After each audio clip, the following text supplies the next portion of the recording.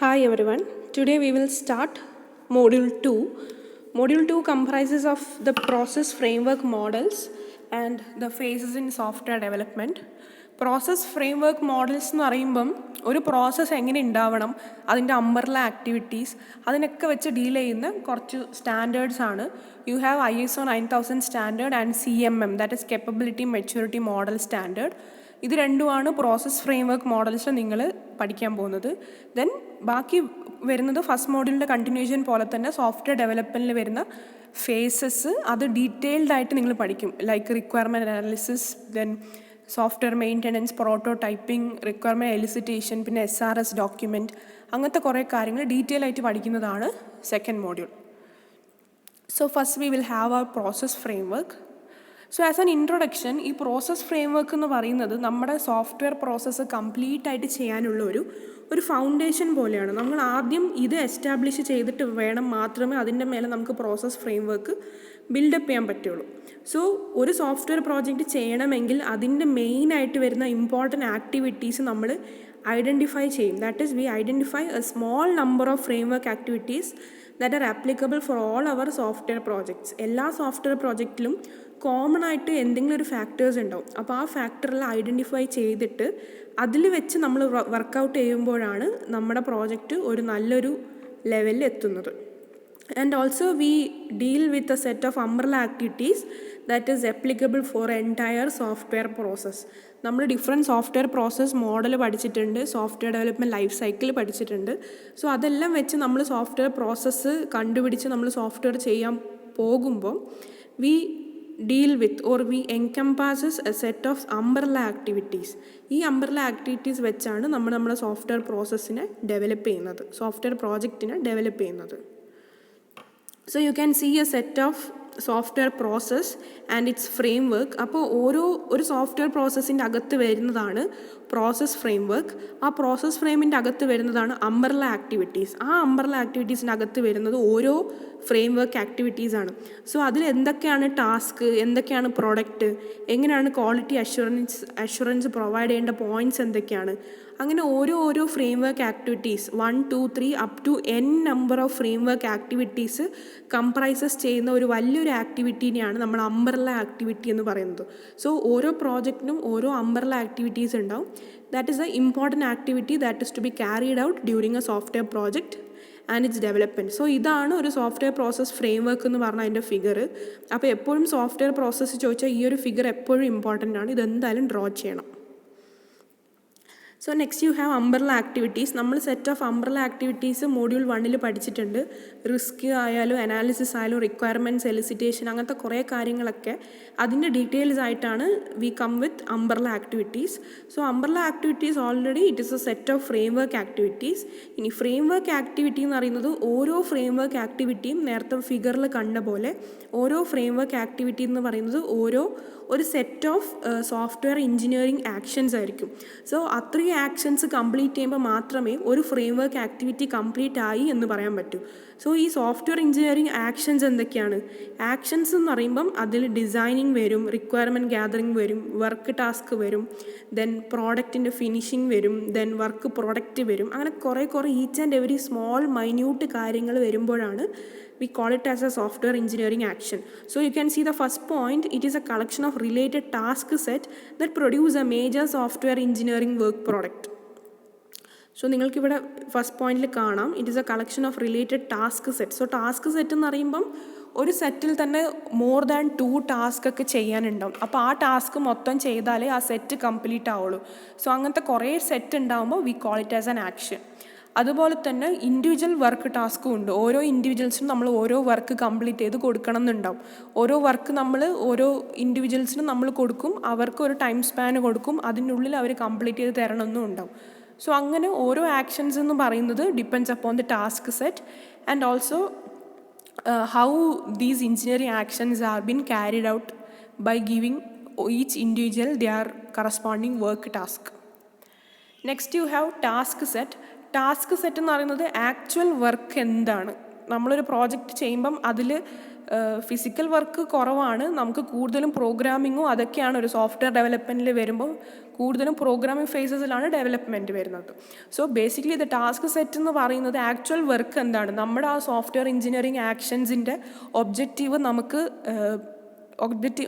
നമുക്ക് എന്താണ് ഇപ്പോൾ പറയുക, അക്കംപ്ലിഷ് ചെയ്യണം, അല്ലെങ്കിൽ ആ ഒബ്ജക്റ്റീവ് നമുക്ക് സാറ്റിസ്ഫൈ ചെയ്യണം എന്നുള്ള രീതിയിൽ നമ്മൾ ഓരോ വർക്കും നമ്മൾ ഡിവൈഡ് ചെയ്ത് കൊടുക്കും. സോ ആ ആക്ച്വൽ വർക്കിനെ ഡിഫൈൻ ചെയ്യുന്ന ഒരു ടേമാണ് task set. So basically task set is a collection of then quality assurance, പിന്നെ പ്രോജക്റ്റിലെ milestone, then work products ആയിട്ട് റിലേറ്റ് ചെയ്ത് വരുന്ന വേറെ work products, then software engineering work task, അതൊക്കെ ഈ ടാസ്ക് സെറ്റിൽ വരും. Software engineering work task related work product എന്ന് പറയുമ്പോൾ നമ്മുടെ പ്രോഡക്റ്റ് പോലെ തന്നെ വേറെ രീതിയിലുള്ള ബട്ട് ഡിഫറെൻറ്റ് ചേഞ്ചസ് ഒക്കെ വരുത്തിയിട്ടുള്ള വേറെ പ്രോഡക്ട്സിനൊക്കെ അങ്ങനെയും പറയാം. ദെൻ പ്രോജക്റ്റ് മൈൽ സ്റ്റോൺ എന്ന് പറയുന്നത് ഇമ്പോർട്ടൻ്റ് ആയിട്ടുള്ള കാര്യങ്ങൾ. ഇപ്പം ഒരു പ്രോജക്ട്സിൻ്റെ റിക്വയർമെൻറ്റ് ഗാദറിങ് ഫുൾ കഴിഞ്ഞു, അപ്പോൾ ആ കഴിയുന്ന ഒരു date, so it can be taken as A mile stone.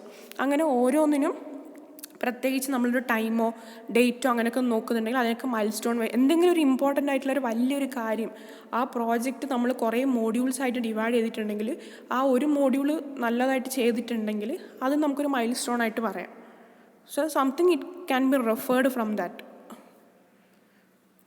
So you can see an example. നമുക്ക് സോഫ്റ്റ്വെയർ എഞ്ചിനീയറിംഗ് ആക്ഷൻ ചെയ്യുന്ന സമയത്ത് if we are performing with requirement gathering, then you have a task set. അപ്പോൾ ആ task സെറ്റിൽ വരുന്ന requirement gathering എന്ന് പറയുന്നത് make a list of stakeholders of the project, then invite the stakeholders, then ask each stakeholder to make a list of features and functions required, then discuss the requirements and build the final list, prioritize requirement, notes the area of uncertainty.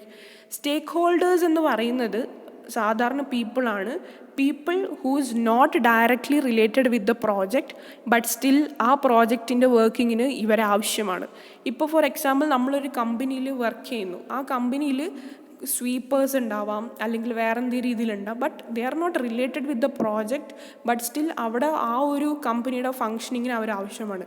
But പ്രോജക്റ്റിന് നോക്കുമ്പോൾ അവർ സ്റ്റേക്ക് holders അല്ല, but still indirectly they have been related with the project. അപ്പോൾ നമ്മളിവിടെ സ്റ്റേക്ക് holders എന്ന് പറയുമ്പം നമുക്കിപ്പോൾ project ആർക്കാണ് project വേണ്ടത്, അവർ കമ്പനീൻ്റെ ആളായിരിക്കില്ല, കമ്പനിയുടെ പുറത്തുള്ള ഒരു ഇൻഡിപെൻഡൻറ്റ് ഓർഗനൈസേഷൻ ആയിരിക്കും. സോ അവർക്കാണ് നമുക്ക് പ്രോഡക്റ്റ് കൊടുക്കണമെങ്കിൽ they can be taken as a stakeholders since they are not directly contact with the company but still അവരുടെ ആവശ്യങ്ങളാണ് നമ്മൾ മെയിൻറ്റെയിൻ ചെയ്യുന്നത്. സോ ഇങ്ങനെയാണ് നമ്മളൊരു പ്രോജക്റ്റിന് വേണ്ടിയുള്ള സ്റ്റേക്ക് ഹോൾഡേഴ്സിനെ ആദ്യം നമ്മൾ ലിസ്റ്റ് ഔട്ട് ചെയ്യുന്നത്. എന്നിട്ടൊരു മീറ്റിംഗ് വെച്ചിട്ടാണ് എന്തൊക്കെയാണ് റിക്വയർമെൻറ്റ്സ് എന്ന് അറിയാൻ നമ്മൾ ഓരോ സ്റ്റേക്ക് ഹോൾഡേഴ്സിനെയും വെച്ച് മനസ്സിലാക്കി എന്തൊക്കെയാണ് ഫീച്ചേഴ്സ്, എന്തൊക്കെയാണ് ഫങ്ഷൻസ്, അതൊക്കെ ലിസ്റ്റ് ഔട്ട് ചെയ്യുന്നു. ആൻഡ് ഓൾസോ ഫൈനൽ ലിസ്റ്റ് ചെയ്തിട്ട് ഏതൊക്കെയാണ് ഹൈലി പ്രയോറിറ്റി ഉള്ള റിക്വയർമെൻറ്റ്സ് എല്ലാം പ്രയോറിറ്റൈസ് ചെയ്തിട്ടാണ് നമ്മൾ ബാക്കിയുള്ള എന്തൊക്കെയാണ് അൺസർട്ടനിറ്റി, എറേഴ്സ് എല്ലാം വരുന്ന ഏരിയാസൊക്കെ പ്രത്യേകം നോട്ട് ചെയ്യും, റിസ്ക് വരുന്നത്. So we can have a 5 generic process framework activities.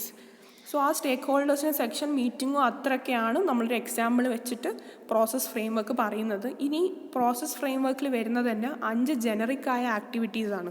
So ഈ ആക്ടിവിറ്റീസ് മേജറായിട്ട് ഇൻക്ലൂഡ് ചെയ്യുന്നത് സോഫ്റ്റ്വെയർ പ്രോജക്റ്റ് ആപ്ലിക്കബിൾ ആവാൻ വേണ്ടിയിട്ടാണ്. These activities are applicable to majority of software projects. അപ്പം ഏതൊരു സോഫ്റ്റ്വെയർ പ്രോജക്റ്റ് പുതിയതായി തുടങ്ങുന്നുണ്ടെങ്കിലും നമ്മൾ സോഫ്റ്റ്വെയർ ഡെവലപ്മെൻറ്റ് ലൈഫ് സൈക്കിൾ നോക്കിയിട്ട് ഈ വരുന്ന പ്രോസസ് ഫ്രെയിംവർക്ക് ആക്ടിവിറ്റീസ് നോക്കിയിട്ട് വേണം നമ്മൾ ചെയ്യാൻ.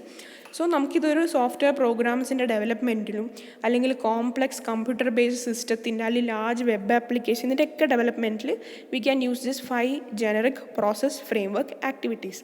So they are communication, planning, modelling, construction and deployment. So ഓരോ സോഫ്റ്റ്വെയർ പ്രോസസ്സിനും ഇത് ഡിഫറെൻ്റ് ആയിരിക്കാം, ബട്ട് ദ ഫ്രെയിംവർക്ക് ആക്ടിവിറ്റീസ് എപ്പോഴും സെയിം ആയിരിക്കും. കാരണം ഓരോ സോഫ്റ്റ്വെയർ പ്രോസസ്, ഇപ്പോൾ നമ്മൾ വാട്ടർഫോൾ മോഡൽ പഠിച്ചു, സ്പൈറൽ മോഡൽ പഠിച്ചു, ഇൻക്രിമെൻറ്റ് മോഡൽ പഠിച്ചു, പ്രോട്ടോടൈപ്പിംഗ് മോഡൽ പഠിച്ചു. So depending upon the project അതിൻ്റെ സ്ട്രക്ചർ അനുസരിച്ച് ഓരോ സോഫ്റ്റ്വെയർ പ്രോസസ്സും ഡിഫറെൻ്റ് ആയിരിക്കാം. ബട്ട് ഈ ഫ്രെയിംവർക്ക് ആക്ടിവിറ്റീസ് ഒരിക്കലും മാറത്തില്ല. From top to bottom it goes from communication, planning, modelling, construction, deployment and maintenance. അതൊക്കെയാണ് ഈ 5 പ്രോസസ് ഫ്രെയിംവർക്ക് ആക്ടിവിറ്റീസിൽ വരുന്നത്. So first you have communication എന്ന് പറയുന്നത് നമ്മൾ ആ സ്റ്റേക്ക് ഹോൾഡേഴ്സും ബാക്കി പ്രോജക്റ്റായിട്ട് ഡയറക്റ്റ്ലി ഇൻഡയറക്റ്റ്ലി ആയിട്ട് ബന്ധമുള്ള എല്ലാവരായിട്ട് നമ്മൾ കമ്മ്യൂണിക്കേറ്റ് ചെയ്യുന്നു. പിന്നെ അവരുടെ റിക്വയർമെൻറ്റ്സ് എന്താ അതൊക്കെ സാറ്റിസ്ഫൈ ചെയ്യുന്നു. അതിന് വേണ്ടിയിട്ടുള്ള റിക്വയർമെൻറ്റ്സ് ഡോക്യുമെൻ്റ് എല്ലാം നമ്മൾ കളക്ട് ചെയ്യുന്നു. പിന്നെ അത് റിലേറ്റഡ് ആയിട്ടുള്ള എല്ലാം കസ്റ്റമേഴ്സ് ആയിക്കോട്ടെ എല്ലാവരുമായിട്ടും നല്ലൊരു രീതിയിൽ ഹെവി കമ്മ്യൂണിക്കേഷൻ മെയിൻറ്റെയിൻ ചെയ്യുന്നുണ്ട്. നെക്സ്റ്റ് യു ഹാവ് പ്ലാനിങ് എന്ന് പറയുമ്പോൾ നമ്മളൊരു പ്ലാൻ ഉണ്ടാക്കണം. ആദ്യം തന്നെ ഒരു പ്ലാൻ ഉണ്ടാക്കണം. how you can use this activity so that it establishes a plan for the software engineering work. ഈ വർക്ക് ചെയ്യാനൊരു പ്ലാൻ നമ്മൾ കണ്ടെത്തണം. അതിൻ്റെ ആ പ്ലാൻ പോലെ തന്നെ നമ്മൾ ഫോളോ ചെയ്യണം. സോ ആ പ്ലാനിൽ വരുന്നത് ടെക്നിക്കൽ ടാസ്ക് എന്തൊക്കെ ഇൻക്ലൂഡ് ചെയ്യണം, റിസോഴ്സസ് എന്തൊക്കെയാണ് വേണ്ടത്, എന്തൊക്കെയാണ് റിസ്ക് വരാൻ പോകുന്നത്, എന്തൊക്കെയാണ് നമ്മുടെ വർക്ക് പ്രോഡക്റ്റ്. നമുക്ക് ഓരോ ഇൻഡിവിജ്വൽ മൈൽ സ്റ്റോണിലും നമുക്ക് ഓരോരോ ഇൻഡിവിജ്വൽ പ്രോഡക്റ്റ് ഉണ്ടാവണം. ആ പ്രോഡക്റ്റ് എല്ലാം കൂടി കമ്പൈൻ ചെയ്യുമ്പോഴാണ് നമ്മുടെ സോഫ്റ്റ്വെയർ പ്രോജക്റ്റ് വലിയൊരു പ്രോഡക്റ്റ് ആവുന്നത്. സോ അതുകൊണ്ട് തന്നെ ആ പ്രോഡക്റ്റ് എന്താണെന്ന് അറിയണം. പിന്നെ ഷെഡ്യൂൾ എന്താണെന്നും അറിയണം. Third one you have modelling എന്ന് പറയുമ്പോൾ നമ്മൾ യൂഷ്വലി ഒരു മോഡൽ ക്രിയേറ്റ് ചെയ്യും. നമ്മൾ പ്രോട്ടോടൈപ്പിംഗ് മോഡൽ ഒരു പ്രോട്ടോടൈപ്പ് ക്രിയേറ്റ് ചെയ്തിട്ടാണ് നമ്മുടെ പ്രോജക്റ്റ് അതിൽ ഇംപ്ലിമെൻറ്റ് ചെയ്യുന്നത്. അതുപോലെ തന്നെ നമ്മൾ ആദ്യം ഒരു മോഡൽ ക്രിയേറ്റ് ചെയ്യണം. ആൻഡ് ഓൾസോ നമ്മൾ ആ ഡെവലപ്പറിനോ അല്ലെങ്കിൽ കസ്റ്റമർ ആയാലും അതിൻ്റെ റിക്വയർമെൻറ്റ്സും അതിൻ്റെ ഡിസൈനും ആ മോഡൽ കണ്ടിട്ട് മനസ്സിലാക്കണം. സോ ഈ മോഡലിങ്ങിൽ തന്നെ 2 സോഫ്റ്റ്വെയർ എഞ്ചിനീയറിംഗ് ആക്ഷൻ വരുന്നതാണ് അനാലിസിസും ഡിസൈനും. സോ അനാലിസിസ് എന്ന് പറയുമ്പം നമ്മുടെ വർക്ക് ടാസ്ക് യൂഷ്വലി നമ്മൾ നേരത്തെ പഠിച്ച വർക്ക് ടാസ്ക് എല്ലാം വരും. അതുപോലെ തന്നെ നമ്മുടെ റിക്വയർമെൻറ്റ്സ് എന്താണെന്ന് ആ മോഡൽ വെച്ച് നമുക്ക് സ്പെസിഫൈ ചെയ്യാൻ പറ്റും. സോ ഇതിൽ വരുന്ന ടാസ്ക്കാണ് elaboration, negotiation, specification, validation and requirement ഗ്യാതറിങ്ങും എലാബറേഷൻ, നെഗോസിയേഷൻ ഒക്കെ ഇതെല്ലാം കമ്മ്യൂണിക്കേഷൻസിൽ വരുന്നതാണ്. കമ്മ്യൂണിക്കേറ്റ് ചെയ്തിട്ട് നമുക്ക് റിക്വയർമെൻറ്റ്സ് എന്ത്, ഇപ്പോൾ നിങ്ങൾക്ക് ക്വസ്റ്റ്യനെയർ വെക്കാം, സർവേ വെക്കാം, അല്ലെങ്കിൽ ഡയറക്റ്റ് കോൺവെർസേഷൻ വെക്കാം. ഇങ്ങനെല്ലാം കസ്റ്റമർ അല്ലെങ്കിൽ സ്റ്റേക്ക് ഹോൾഡറായിട്ട് കമ്മ്യൂണിക്കേറ്റ് ചെയ്തിട്ട് അവരുടെ വേണ്ട റിക്വയർമെൻറ്റ്സ് എന്താണെന്ന് നമുക്ക് കളക്ട് ചെയ്യാൻ പറ്റും. So that is requirement gathering. Then elaboration എന്ന് പറയുന്നത് നമ്മുടേതായിട്ടുള്ള കുറച്ച് കാര്യങ്ങൾ കൂടി അതിൽ ആഡ് ചെയ്യുന്നു. നെഗോസിയേഷൻ എന്ന് പറയുന്നത് അവരായിട്ടുള്ള സ്പീക്കിംഗ് ടേംസിൽ നമ്മൾ കറക്റ്റായിട്ട് എന്താണ് റിക്വയർമെൻറ്റ്സ് ഉള്ളത് ഫിക്സ് ചെയ്യുന്നു. ദെൻ അതിൻ്റെ സ്പെസിഫിക്കേഷൻ, ദെൻ വാലിഡേഷൻ, അത് എത്രത്തോളം നമുക്കത് യൂസാണ്, what is a social relevance എല്ലാം മനസ്സിലാക്കിയിട്ടുള്ള വാലിഡേഷനാണ് ഈ അനാലിസിസ് പ്ലാനിൽ വരുന്നത്. നെക്സ്റ്റ് യു ഹാവ് ഡിസൈൻ എന്ന് പറയുമ്പോൾ വർക്ക് ടാസ്ക് തന്നെ നമ്മൾ മോഡൽ ഡിസൈൻ ചെയ്യാൻ വേണ്ടിയിട്ട് യൂസ് ചെയ്യുന്നു. അതിൽ വരുന്നത് data design, architecture design, component level design, interface design. ഇപ്പോൾ ഒരു സോഫ്റ്റ്വെയർ പ്രോഡക്റ്റ് ആണെങ്കിൽ തന്നെ കുറച്ച് ഹാർഡ്വെയറിൻ്റെ യൂസേജ് വരുന്നുണ്ടെങ്കിൽ തന്നെ വാട്ട് അബൌട്ട് ദ ആർക്കിടെക്ചർ, പിന്നെ അതിൽ വരുന്ന ഇൻ്റർഫേസിങ് എന്തൊക്കെയാണ്, നമുക്കിപ്പോൾ വേറെ എന്തെങ്കിലും ആവശ്യമുണ്ടോ, വേറെ എക്സ്ട്രാ റിസോഴ്സസ് ആവശ്യമുണ്ടോ, അങ്ങനത്തൊക്കെ ഈ മോഡലിങ്ങിൻ്റെ ഡിസൈനിൽ നമുക്ക് യൂസ് ചെയ്യാൻ പറ്റും. ദെൻ യു ഹാവ് കൺസ്ട്രക്ഷൻ എന്ന് പറയുന്നത് നമ്മുടെ ലാസ്റ്റോട്ടുള്ള ഫേസാണ്, നമ്മുടെ ഡിപ്ലോയ്മെൻറ്റിൻ്റെ ഫേസിൽ വരുന്നതാണ്. Like you are going to generate the code generate ചെയ്ത് കഴിഞ്ഞാൽ അത് ടെസ്റ്റ് ചെയ്യുന്നു. പിന്നെ അതിന് ശേഷം അതിൽ എറേഴ്സ് വരുന്നു, എറർ വീണ്ടും കറക്റ്റ് ചെയ്യുന്നു, വീണ്ടും കോഡ് കറക്റ്റായിട്ട് വീണ്ടും കോഡ് ടൈപ്പ് ചെയ്യുന്നു. അങ്ങനത്തെ വീണ്ടും ആ ഒരു പർട്ടിക്കുലർ പീസ് ഓഫ് കോഡിൽ നമ്മൾ വീണ്ടും കുറേ കോഡ് ആഡ് ചെയ്ത് കൺസ്ട്രക്ട് ചെയ്യുന്ന രീതിയിൽ. So this is actually the code generation and testing. അതാണ് ഈ കൺസ്ട്രക്ഷൻ എന്ന് പറഞ്ഞാൽ ഇതിൽ വരുന്നത്. And then you have deployment എന്ന് പറയുന്നത് നമ്മളെല്ലാം കൺസ്ട്രക്ട് ചെയ്തു, എല്ലാം ടെസ്റ്റ് ചെയ്തു, കറക്റ്റാണ് എല്ലാം ആയിട്ട് നമുക്ക് ആ സോഫ്റ്റ്വെയർ പ്രോഡക്റ്റ് നമ്മുടെ കസ്റ്റമർ ഡെലിവർ ചെയ്യാം. എന്നിട്ട് ആ കസ്റ്റമറാണ് അതിന് യൂസ് ചെയ്തിട്ട് അല്ലെങ്കിൽ തെറ്റുകുറ്റങ്ങൾ ഉണ്ടോ എന്ന് കണ്ടുപിടിക്കുക. ലൈക്ക് അതിന് മുമ്പ് തന്നെ ഓൾറെഡി ആ സാധനം ടെസ്റ്റ് ചെയ്തെല്ലാം കഴിഞ്ഞു പെർഫെക്റ്റ് ആയതിനു ശേഷം മാത്രമേ കസ്റ്റമറിന് കൊടുക്കുകയുള്ളൂ. അത് വേറെ കാര്യം. ബട്ട് കസ്റ്റമർ ഇനി ഇവരൊന്നും കാണാത്ത എന്തെങ്കിലും എറർ കസ്റ്റമർ കണ്ടുപിടിച്ചെന്നുണ്ടെങ്കിൽ കസ്റ്റമറിന് അത് ഡയറക്റ്റ്ലി അത് ഫീഡ്ബാക്കായിട്ട് കൊടുത്തിട്ട് കസ്റ്റമർ ഇവാലുവേഷൻ കഴിഞ്ഞിട്ട് ഫീഡ്ബാക്കൊക്കെ കൊടുത്തിട്ട് വീണ്ടും ആ സോഫ്റ്റ്വെയർ പ്രോഡക്റ്റിൽ എന്തെങ്കിലും ചേഞ്ചസ് വരുത്തണമെങ്കിൽ അതും വരുത്താം, റിക്വയർമെൻറ്റ്സ് എന്തെങ്കിലും വരുത്തണമെങ്കിൽ അങ്ങനെയും ചെയ്യാം. സോ അതൊക്കെയാണ് ലാസ്റ്റിൽ ഡിപ്ലോയ്മെൻറ്റിൽ വരുന്നത്. Then you have the generic umbrella activities. ഇതും നമ്മൾ ഓൾറെഡി അംബ്രല്ല ആക്ടിവിറ്റീസിൻ്റെ കേസസിൽ നോക്കിയതാണ്. Software project tracking and control, risk management, then technical reviews വരുന്നുണ്ട്, ദെൻ ക്വാളിറ്റി അഷുറൻസ് വരുന്നുണ്ട്, റീയൂസബിലിറ്റി മാനേജ്മെൻറ്റ് വരുന്നുണ്ട്, work product preparation and production വരുന്നുണ്ട്, ദെൻ സോഫ്റ്റ്വെയർ കോൺഫിഗറേഷൻ മാനേജ്മെൻറ്റ് വരുന്നുണ്ട്. So ഇത് detail ആയിട്ട് ഞാൻ ഓൾറെഡി ഇത് പഠിപ്പിച്ചിട്ടുണ്ട് ഫസ്റ്റ് മോഡ്യൂളിൽ. ബട്ട് സ്റ്റിൽ നമുക്ക് ജസ്റ്റ് ഒന്നും കൂടി നമുക്കൊന്ന് റിവൈസ് ചെയ്യുന്ന രീതിയിൽ നോക്കാം. Software project and tracking control എന്ന് പറയുമ്പോൾ എത്രത്തോളം അതിൻ്റെ പ്രോഗ്രസ് നടത്തിയിട്ടുണ്ട്, എത്രയാണ് അതിൻ്റെ പ്ലാനിങ് ഒക്കെ ചെയ്തിട്ടുള്ളതും, പിന്നെ എന്തൊക്കെയാണ് ആ ഷെഡ്യൂൾ മെയിൻറ്റെയിൻ ചെയ്യാൻ എന്തൊക്കെയാണ് നെസസറി ആക്ഷൻസ് എടുക്കേണ്ടതാണ് ഈ കൺട്രോളിൽ വരുന്നത്.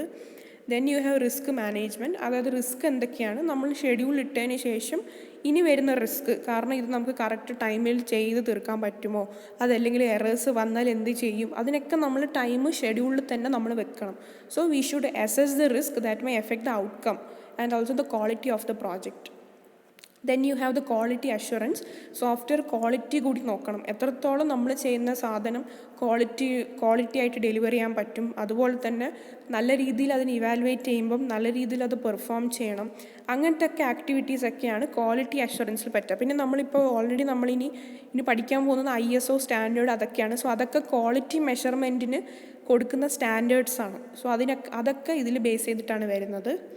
Then you have technical reviews. അതായത് വർക്ക് പ്രോഡക്ട്സ് ഒക്കെ നമ്മൾ എഞ്ചിനീയറിംഗ് വർക്ക് പ്രോഡക്ട്സ് ഒക്കെ ചെയ്തിട്ട് അത് അസസ് ചെയ്യുന്ന നേരത്ത് അതിലെ എറേഴ്സ് ഉണ്ടെങ്കിൽ അത് മാറ്റണം. അതിനുശേഷം എറർ മാറ്റി കഴിഞ്ഞ് വരുന്ന next action, that is before they are propagated to the next action or activity. അതായത് ഒരു ചിലപ്പോൾ ഒരു ചെറിയൊരു എററായിരിക്കും, ഒരു സിംഗിൾ എററായിരിക്കും. ചിലപ്പോൾ ആ ഒരു സിംഗിൾ എറർ മാറ്റിയതിന് ശേഷം ഒരു 100 എറർ വരാം. അപ്പോൾ ആക്ച്വലി അത് മിസ്റ്റേക്കാണത്. ഒരു എറർ മാറ്റിയപ്പോൾ വീണ്ടും അതിൽ കൂടുതൽ എറേഴ്സ് വരുന്ന പല സിറ്റുവേഷൻസും നമ്മൾ ഫേസ് ചെയ്തിട്ടുണ്ട്. സോ അതൊക്കെയാണ് ഈ പ്രൊപ്പഗേഷൻ ഓഫ് എറേഴ്സിൽ വരുന്നത്. സോ അതിനൊക്കെ ബേസ് ചെയ്തിട്ട് നമ്മൾ ടെക്നിക്കൽ റിവ്യൂസും എടുക്കും, വർക്ക് പ്രോഡക്റ്റിൻ്റെ അസസ്മെൻറ്റും ചെയ്യും. Then you have measurement. Measurement എന്ന് പറഞ്ഞാൽ നമ്മൾ ആക്ച്വലി നമ്മുടെ പ്രോജക്റ്റിൻ്റെ ഡെഫിനിഷൻ ആൻഡ് കളക്ഷനാണ്. ഇതൊരു 3P പ്രോസസ്സാണ്. That is process, project and product measure. ഇതിന് 3P എന്നാണ് പറയുക. അതായത് നമ്മുടെ ആക്ടിവിറ്റീസ് നമ്മൾ ബേസിക്കലി മെഷർമെൻറ്റ് എന്ന് പറയുന്നത് എത്രത്തോളം നമ്മളത് കറക്റ്റായിട്ട് ചെയ്തു. നമുക്ക് സോഫ്റ്റ്വെയർ എന്ന് പറയുന്ന സാധനം മെഷർ ചെയ്യാൻ പറ്റില്ല, ബട്ട് സ്റ്റിൽ എത്രത്തോളം അതിൻ്റെ വർക്ക് ഇവാലുവേഷൻ കഴിഞ്ഞു എന്നൊക്കെ പറയാൻ വേണ്ടിയിട്ടാണ് നമ്മൾ ഈ P നോക്കുന്നത്. അതായത് process, project and product measures. So ഒരു ടീം ഉണ്ടാവും, ആ ടീമാണ് ഈ സോഫ്റ്റ്വെയർ ഡെലിവറിങ് ഒക്കെ നോക്കുന്നത്. കസ്റ്റമർ നീഡ് അനുസരിച്ച് ആ ടീമാണ് പ്രോജക്റ്റ് ചെയ്തിട്ട് അതിൻ്റെ ബാക്കിയുള്ള ഫങ്ഷനിങ്ങും അതൊക്കെ ചെയ്യുന്നത്. So they have the ability to measure how much of the product has been designed till now.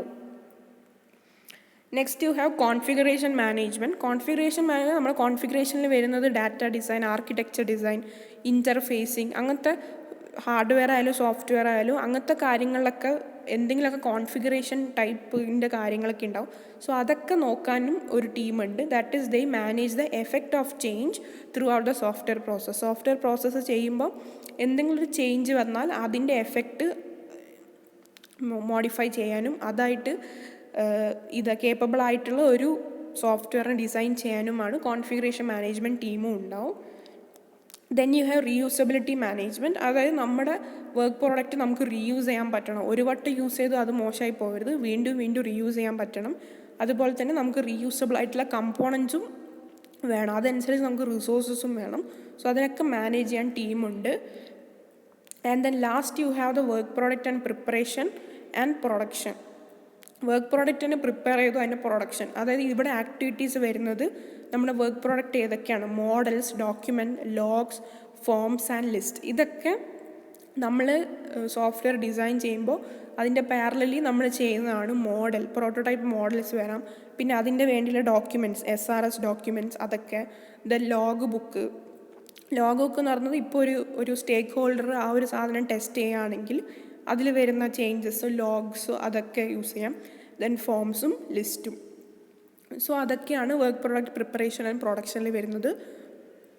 So that's all for now. Thank you.